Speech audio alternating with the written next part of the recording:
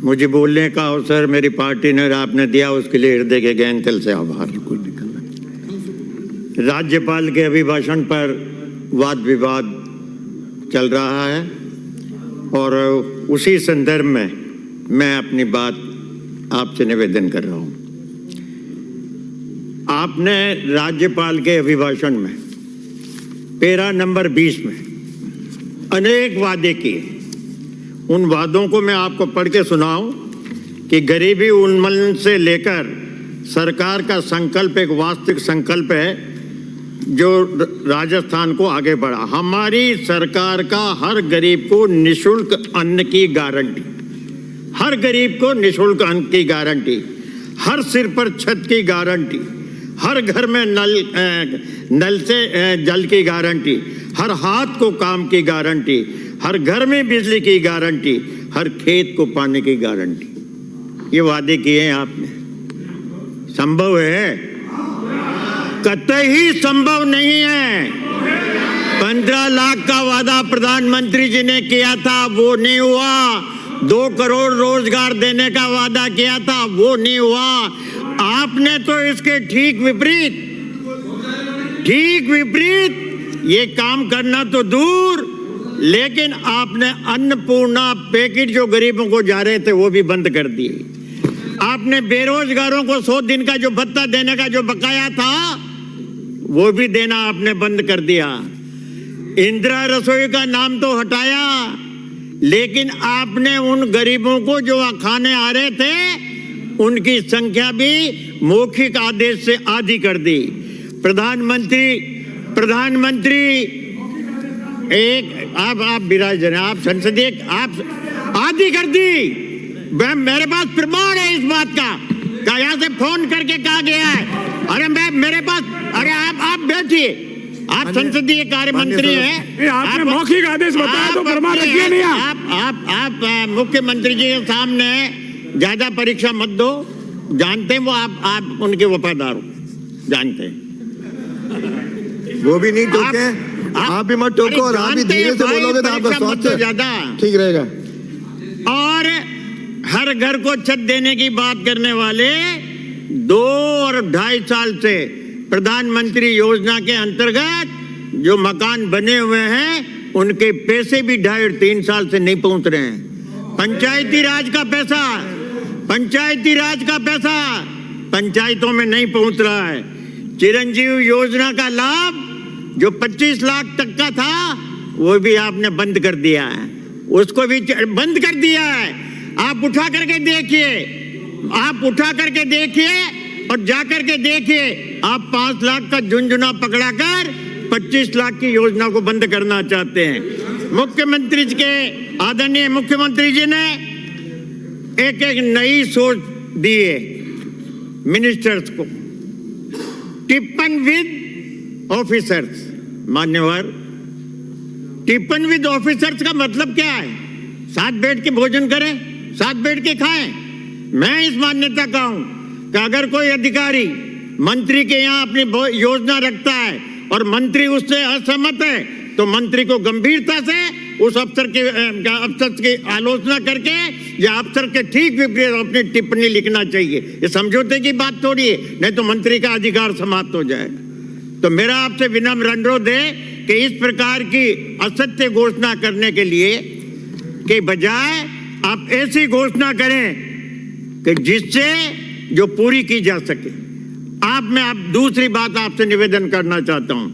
राम राज्य की बात हो रही, राम राज्य की स्थापना की बात हो रही है, राम मंदिर की बात हो रही है, राम के मूर्ति पूजा की बात हो रही है, राम मंदिर को अति उत्साह से बात करने की बात हो रही है। राम मंदिर जो आपने अभी जो राम का मूर्ति का जो वहां पर हुआ, हम सब हृदय के गहन तल से उसका स्वागत करते हैं।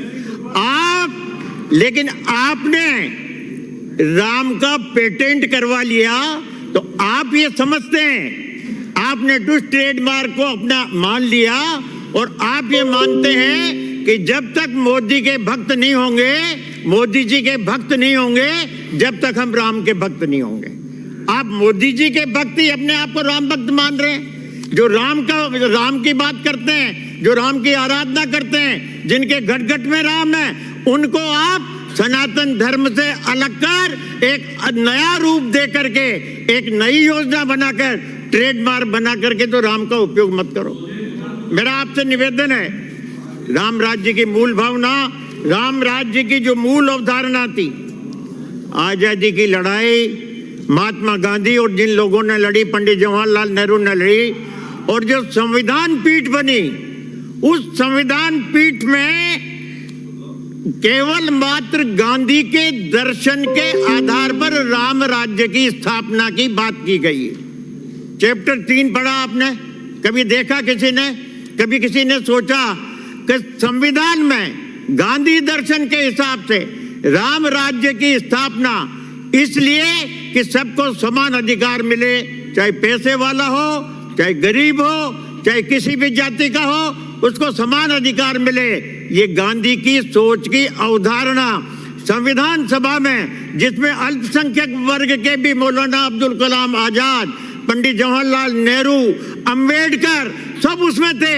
उन्होंने चैप्टर 3 में, आपकी जानकारी में हो या ना हो, चैप्टर 3 में उसी समय राम का, सीता का और लक्ष्मण का एक ओरिजिनल चित्र चैप्टर 3 पे लगाया है। राम राज्य की कल्पना आप नहीं कर रहे हो, आपका तो योगदान ही नहीं था आजादी की लड़ाई में, आप क्या कल्पना करोगे? राम राज्य की कल्पना की है महात्मा गांधी के दर्शन में, और महात्मा गांधी के दर्शन में आपने किए। राम राज्य की बात कर रहे हो, राम मंदिर की बात, अयोध्या की बात, आपके शहनवाज खान साहब का, जो आपके प्रवक्ता हैं, उनका आप भाषण सुनिए। उन्होंने क्या कहा कि जिस समय वहां पर माननीय सदस्य, माननीय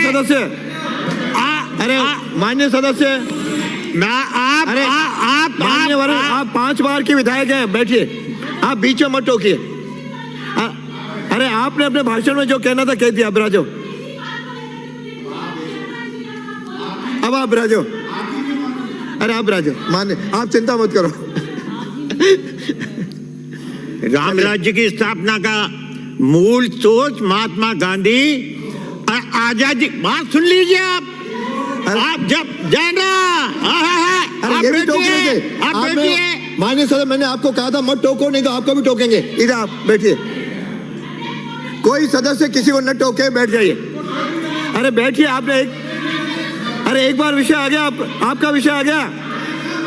माननीय सदस्य, अरे माननीय सदस्य, माननीय सदस्य, अरे राम को पेटेंट करा रखा है क्या? ट्रेडमार्क है क्या राम? अरे हाँ, हमने, अरे माननीय सदस्य, जोगेश्वर, माननीय सचेतक महोदय, बैठाइए, बार बार खड़े मत होइए, एक बार बहुत है। आदरणीय, आपको याद नहीं होगा, भारतीय जनता पार्टी के प्रवक्ता शाहनवाज खान ने 2022 में एक स्टेटमेंट दिया सार्वजनिक रूप से पार्टी की तरफ से, और उसमें ये कहा है कि जिस समय बाबरी मस्जिद में नमाज चल रही थी, उस समय के प्रधानमंत्री पंडित जवाहरलाल नेहरू थे जिन्होंने मूर्ति की स्थापना कराई। याद है आपको? आपकी पार्टी के नेता बोले, शाहनवाज खान, स्टेटमेंट है उनका, कि अगर उस समय का कोई दोषी आदमी है जिसने राम के संबंध में कोई बात विवाद पैदा किया अयोध्या में, तो पंडित जवाहरलाल नेहरू है। याद है आपको?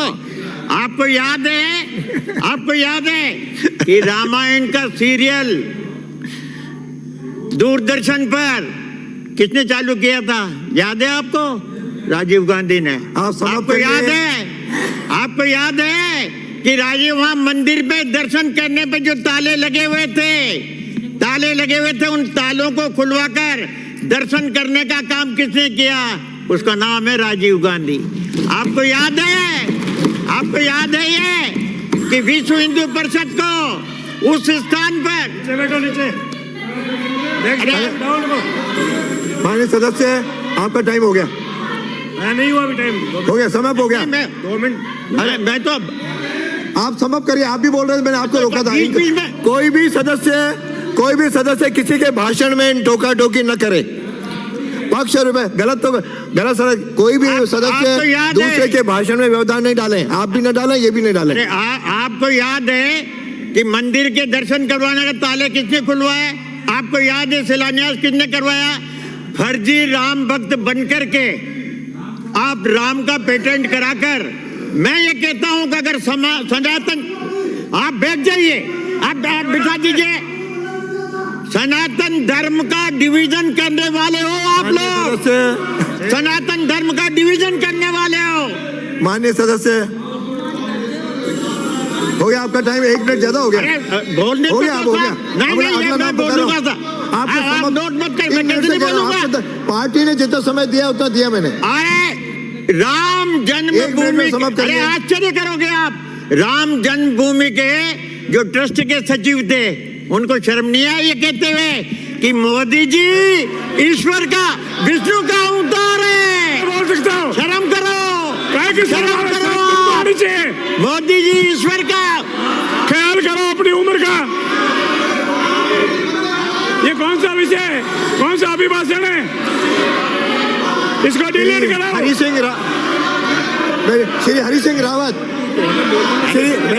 श्री हरि सिंह रावत, अरे इनका समय पूरा। हरि सिंह रावत, इसको तुरंत डिलीट कराया जाए। अब बैठिए। अरे मोदी जी अब विष्णु राजो- का अवतार है क्या? कोई इंसान ईश्वर हो सकता अरे है राम क्या? को काल्पनिक बताने वालों, मोदी जी ईश्वर शर्म का, करो। राम को काल्पनिक बताने वालों, शर्म तो राम को करो। काल्पनिक बताने वालों, आज राम भक्त बनने का प्रयास करो। माननीय हरि सिंह रावत, अरे अरे कोई भी व्यक्ति ईश्वर हो सकता है क्या? हरि सिंह आप कह दो, आप सब कह दो, मुख्यमंत्री जी से कहना दो, कहा वो विष्णु का अवतार है? माननीय हरि सिंह जी खड़े शर्म बोल ही रहे नहीं हैं। आती आपको? राम थोड़ी प्रतिष्ठा बहुत तो तो जाती है, अंकित नहीं अभी होगा, पिक्चर बाकी है। अंकित नहीं देखते होगा। जाओ आप सब। अंकित नहीं होगा, अध्यक्ष महोदय, अंकित नहीं होगा।